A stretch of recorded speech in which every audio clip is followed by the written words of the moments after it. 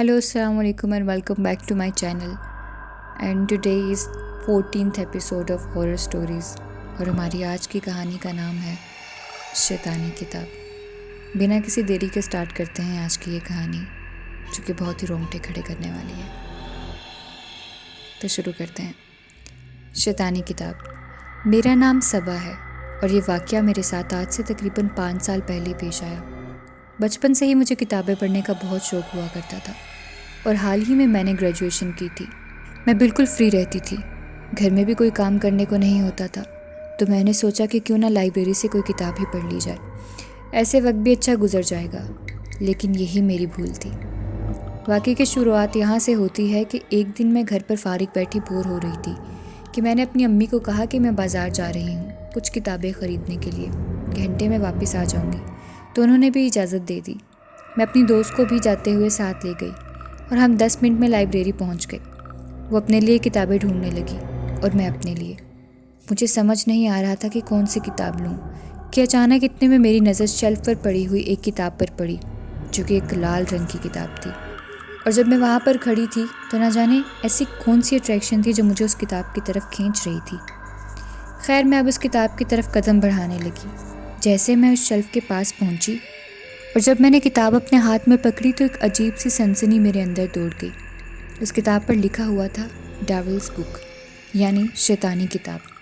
इस किताब का टाइटल पढ़कर भी मुझे खौफ नहीं आया और मैंने उठाई, जबकि मैं जिन भूतों से बहुत डरा करती थी। खैर, मैंने वो किताब उठाई और चल पड़ी। इस किताब को पकड़ने के बाद मैं एकदम खामोश सी हो गई, जबकि मैं इतना बोलने वाली लड़की थी। मेरी दोस्त ने पूछा कि सबा, तुम्हें क्या हुआ है, अचानक से खामोश क्यों हो गई हो, तुम्हारी तबीयत तो ठीक है ना? मैंने हाँ में सर हिला दिया। उसके बाद वो पूछने लगी कि ये कौन सी किताब उठा ली तुमने, तुम्हें तो इन चीज़ों से डर लगता है ना? जैसे उसने ये बात की तो मैंने उसकी तरफ देखकर उसको घूरा तो वो खामोश हो गई और अजीब तरह से डर गई। फिर पूरे रास्ते में मैंने उसको नहीं बुलाया, ना उसने मुझे, और हम अपने घर चले गए। घर आने के बाद मैं सीधे अपने कमरे में चली गई और वो किताब पढ़ने लगी। और पढ़ते पढ़ते मैंने ध्यान तक ना दिया कि कब सुबह से रात हो गई थी और मैंने कुछ खाया तक ना था। अब ये मेरा रोज़ का ही मामूल बन गया था। ना मैं अपना ख्याल रखती थी, ना घर के काम करती थी, ना कुछ खाती पीती थी, जिसकी वजह से मैं बहुत कमज़ोर हो गई थी।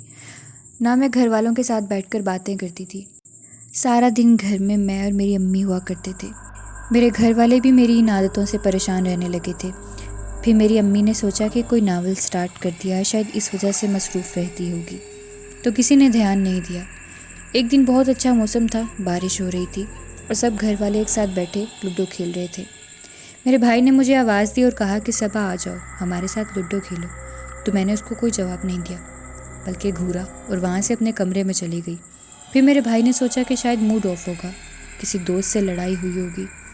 एक दिन मैं ऐसे अपने कमरे में बैठी हुई थी कि मेरी अम्मी आकर मेरे पास बैठ गई और इधर उधर की बातें करने लगी कि शायद इसी बहाने मैं उनके साथ बातें करूं, कोई परेशानी है तो वो भी डिस्कस कर लूं। लेकिन मैं तो जैसे चुप का रोज़ा ही रख कर बैठ गई थी। फिर मेरी अम्मी ने मेरे बाजू से पकड़कर जैसे मुझे अपनी तरफ खींचने की कोशिश की तो मैंने खौफनाक चीख मारी तो मेरी अम्मी डर गई।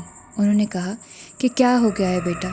जैसे उन्होंने मेरे बाजू देखे तो मेरे बाजुओं पर काले रंग के गहरे निशानात थे, जैसे किसी ने मुझे बांधकर बहुत बेरहमी से मारा हो। ये देखकर मेरी अम्मी की फ़िक्र अब खासा बढ़ गई। उन्होंने मुझसे पूछा और बार बार पूछा कि तुम क्यों खामोश हो गई हो? आज 1 महीना हो गया है, ना कुछ ठीक से खाती हो, ना पीती हो, ना कोई बात करती हो, क्यों हो गई हो तुम ऐसी? और ये निशान कैसे हैं? किसने मारा है तुम्हें? बताओ मुझे। अब मेरी अम्मी ज़ोर ज़ोर से रोने लगी। जैसे मैंने उनका रोना देखा तो एकदम ऐसे जैसे मैं होश में आ गई हूँ। मैंने कहा कि अम्मी।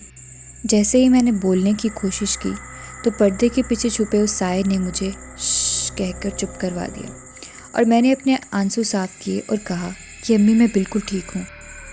आजकल बस किसी से भी बात करने को दिल नहीं चाहता और ये तो मेरी चोट लग गई थी, इस वजह से निशान है। ऐसे मैंने बात बदल दी। अब आप लोग सोच रहे होंगे कि इस किताब को लाने के बाद क्यों इतना बदल गई मैं, आखिर हुआ क्या था मेरे साथ? उस किताब में और उस पर्दे के पीछे कौन था जिससे डर कर मैं खामोश हो गई थी? मैंने अपनी अम्मी को कुछ नहीं बताया, तो मैं आपको सारी हकीकत बयां करती हूँ। दरअसल वो किताब जब मैं घर लेकर आई और जैसे मैंने उसको पढ़ना शुरू किया تو میں اس میں کھوتی ہی چلی گئی۔ اس کو پڑھ کر مجھے عجیب سا سکون مل رہا تھا اور مجھے کسی چیز کی ہوش نہیں تھی۔ نہ کسی کام میں دل لگتا تھا، نہ کسی سے بات کرنے کا دل کرتا تھا، اور ایک عجیب سی سستی رہتی تھی۔ ایک دن میں سو رہی تھی تو ایسے جیسے کسی نے میرا گلا ہی دبا دیا ہو۔ مجھے لگا جیسے میں مر ہی گئی ہوں۔ جب میں نے ہمت کر کے خود کو چھڑوانے کی کوشش کی تو میرے اوپر ایک خوفناک شکل کی چیز بیٹھی ہوئی تھی، جو کہ بہت زیادہ دل دہلانے والی شکل کی تھی۔ میں نے ڈر سے اس کو پوچھا کہ کون ہو تم، اور میں کانپنے لگی۔ وہ اس کتاب کا جن تھا، جو کہ ایک برا شیطان جن تھا، اور وہ کتاب کوئی عام کتاب نہیں بلکہ ایک کالے جادو کی کتاب تھی، جو کہ مجھے صحیح رستے سے ہٹا کر برے رستے پر لگا رہی تھی۔ میں نمازیں بھی چھوڑ چکی تھی اور وہ کام کرتی تھی جو وہ مجھے اس کرنے کو کہتا تھا۔ اکثر وہ جن یا تو مجھے اپنے جادو میں رکھتا کہ میں ہوش میں نہ رہتی، اور کبھی وہ میرے اندر ہی قبضہ کر لیتا تھا اور مجھے اکثر اذیتیں یا تکلیفیں دیتا تھا۔ مجھے ڈراتا تھا۔ جب میں اس کے کسی حکم سے انکار کرتی تھی تو وہ مجھے مارتا بھی تھا، اور وہ نشان اس کی مار کے ہی تھے جو میری امی نے دیکھے تھے۔ اس جن کا مقصد تھا کہ مجھے اچھائی سے روکنا اور برائی کی طرف لے کر جانا۔ اس سے کہا کہ اگر تم نے میری بات نہ مانی تو نقصان اٹھاؤ گی۔ میں نے پوچھا کیا نقصان؟ جن نے کہا جب کوئی میری یہ شیطانی کتاب ایک بار یا ایک لفظ بھی پڑھ لیتا ہے تو اس کی موت تو طے ہے، اور یہ چاہ کر بھی نہیں ٹل سکتی، اور تم میرے جادو سے آزاد نہیں ہو سکتی، نہ بچ سکتی ہو۔ اور اگر تم نے اپنے ماں باپ یا گھر والوں میں کسی کو بھی سچ بتانے کی کوشش کی تو تم تو مرو گی ہی، ان کو بھی نہیں چھوڑوں گا میں۔ اگر اپنے گھر والوں کی زندگی چاہتی ہو تو غلطی سے بھی ان کو کچھ مت بتانا۔ میں اونچی اونچی رونے لگی۔ میں نے کہا کہ اب تک کیوں زندہ رکھا ہے؟ روز روز مارنے سے بہتر ہے ایک ہی بار مجھے مار کر اس اذیت سے نکال دو۔ تو اس نے کہا کہ ایسے نہیں، جب تم میری کتاب کا آخری صفحہ بھی پڑھ لو گی، جس دن تم نے کتاب ختم کر لی تمہاری آخری رات ہوگی، اور تم کو وہ آخری صفحہ بھی پڑھنا ہوگا، نہیں تو میں تمہیں تکلیف بھی دوں گا اور تمہارے گھر والوں کو بھی۔ جب اس نے یہ سب کہا تو میں روتے ہوئے اس کی منتیں کرنے لگی کہ میرے گھر والوں کو تو چھوڑ دو۔